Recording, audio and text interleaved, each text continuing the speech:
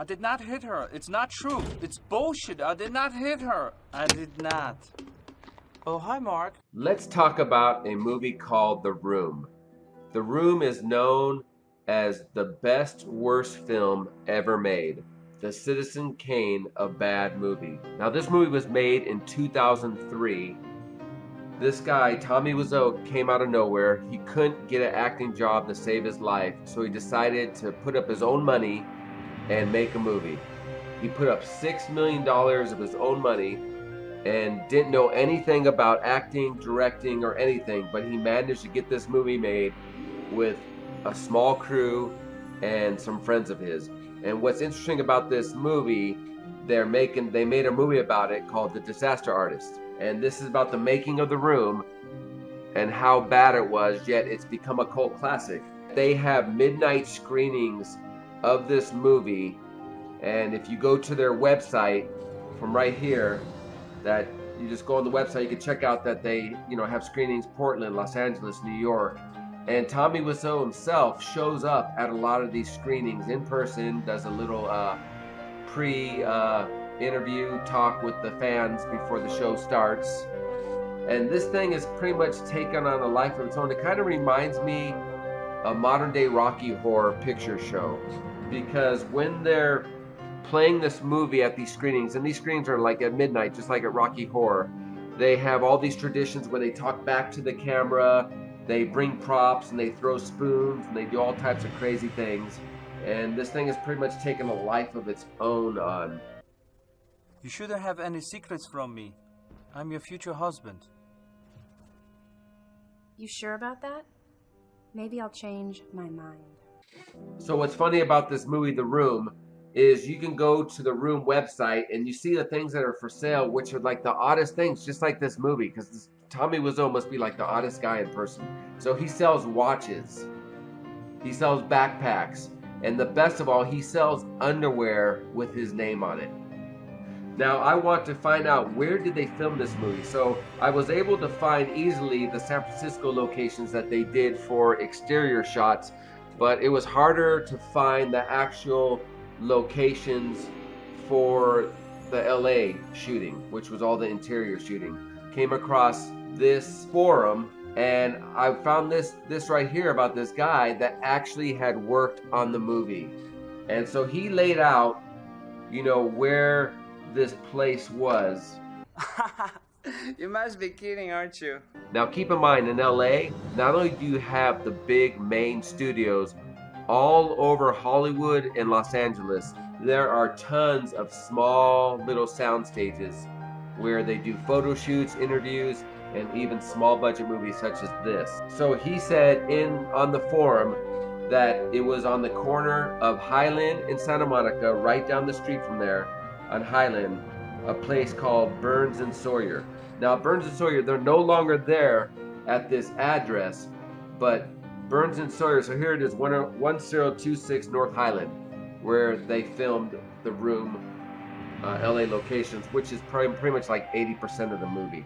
So Burns and Sawyer used to be at this building and they rented out film equipment. They ended up moving to somewhere in North Hollywood. They're still around. Now today is a company called Levels Audio, and what they do is they do sound post-production at this place. Listen, no, boy. No.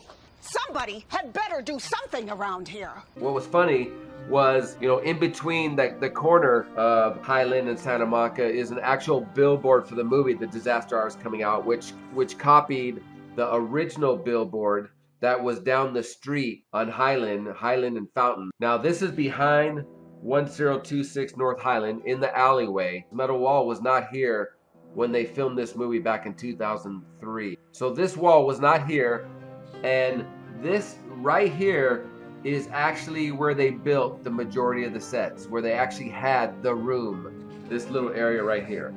Why did you do this? You know better, right? Why? I'm sorry.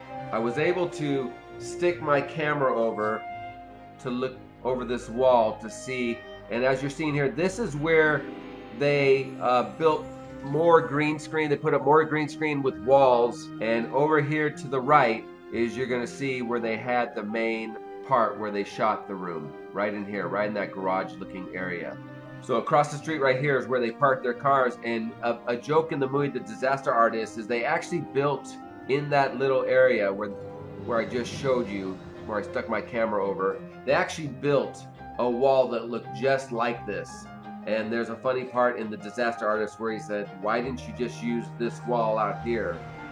And Tommy Wiseau was saying, hey, because I'm filming a real American big budget Hollywood movie.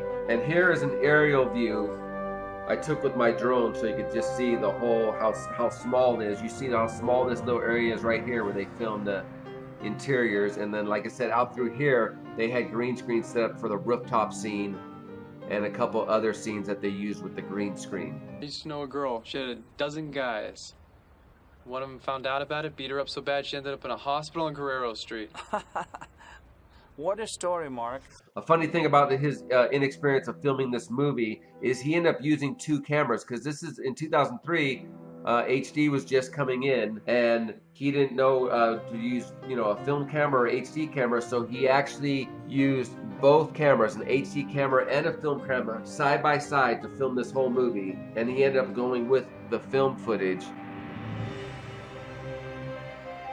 And this wall right here was not there at the time. Right now, this is an art gallery.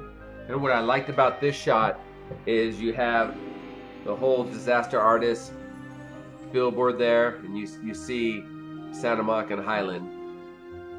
And you see, like I said, the whole area where they shot this, 80% of this movie, right? In here with the green screens, and the parking stuff was right here. Hi. Can I help you? Yeah, can I have a dozen red roses, please? Oh, hi, Johnny. I didn't know it was you. So one of the mysteries is, where did Tommy Wiseau get the $6 million to film this movie? And at first he talked about that he sold leather goods in the U.S. that he imported from Korea, and now the new story is he sold Levi products all over, and that's how he made his money. But when the movie came out, it only came out for 2 weeks.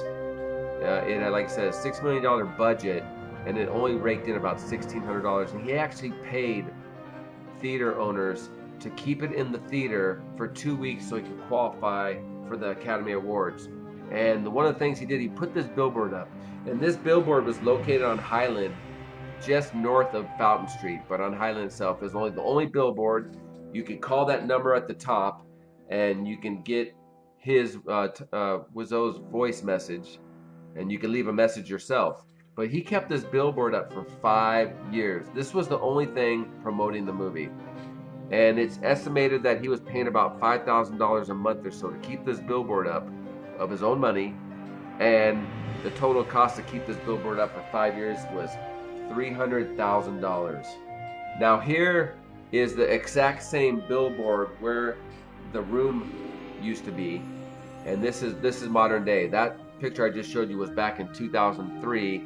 This is 2017, earlier this year, and you see it says Young Pope by HBO's up there, and there's probably something different now. This is what it looks like now, so you get an idea of where this billboard was placed. It's a pretty prominent place in Hollywood. Hi, doggy. You're my favorite customer. Thanks a lot. Bye. Bye-bye. The room basically had 2 different locations for shooting. One for interior, which mostly took place in Los Angeles, in Hollywood to be specific. And the second location, which took care of all the exterior shots, were in San Francisco. Right here is a map of all the main spots that they shot at in San Francisco. I'll put a link in the description. So the first place was the Grace Cathedral, where we first see our character Johnny riding a cable car. Then they used the Golden Gate Bridge shot, which they used throughout the movie. Same with Palace of the Fine Arts. And then the house exterior. So this was the house exterior, and as you can see from this list, like this has the apartment, coffee shop, flower shop, jogging stairs. So the apartment, the house exterior, is located right here. And the house interior was obviously on that soundstage in Hollywood. Now the flower shop, which is located, let's see, flower shop right here, and is no longer a flower shop.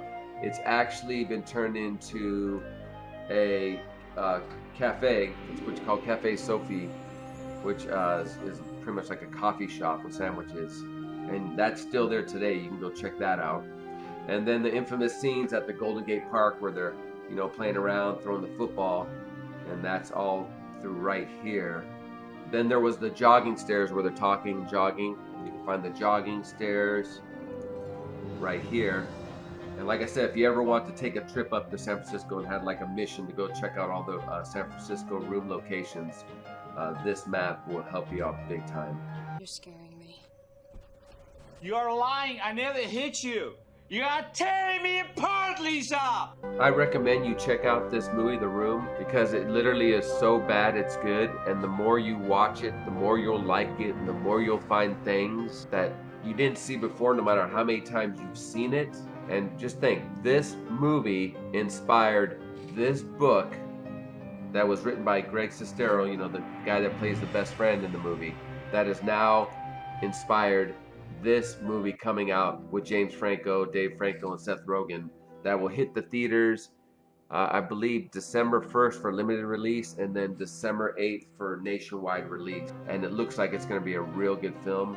But like I said, before this movie comes out, I recommend you catch up on this movie, the original itself. You can get it off Amazon, eBay. It's like $10. It's like $8 to $10. If you want the Blu-ray, it's like $15. Trust me, you will not regret it.